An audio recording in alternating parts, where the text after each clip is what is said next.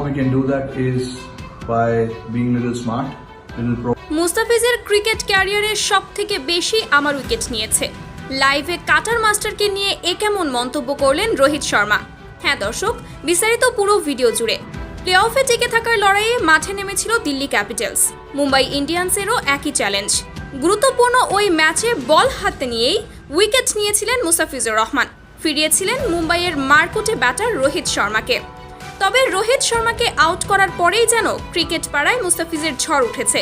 কেননা ফিজের ক্রিকেট ক্যারিয়ারে সবচেয়ে বেশি রোহিত শর্মার উইকেট নেন তিনি, যা ছড়িয়ে পড়েছে পুরো ভারত জুড়ে। এমনকি এ বিষয়টি নিয়ে কিছুটা বিপাকেও পড়েন রোহিত শর্মা, এমনকি অপমানিতও হন তার দেশেই। কিন্তু রোহিত যে ভালো মনের মানুষ সেটা তার একটি লাইভেই বলে দেয়। কেননা ভারতে যখন তাকে অপমানিত করা হচ্ছিল, ঠিক তখনই লাইভে এসে মুস্তাফিজকে নিয়ে রোহিত শর্মা বলেন, মুস্তাফিজের কাটার বোঝা খুবই কঠিন, ও সব থেকে বেশি আমার উইকেট নিয়েছে।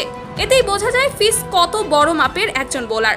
রোহিত শর্মার এই ছোট্ট মন্তব্য শুনে গর্বিত বাংলাদেশের সমর্থকরা। এছাড়াও মুস্তাফিজের এমন পারফরমেন্সে নতুন করে জেগেছে টাইগার ভক্তদের আশার প্রদীপ।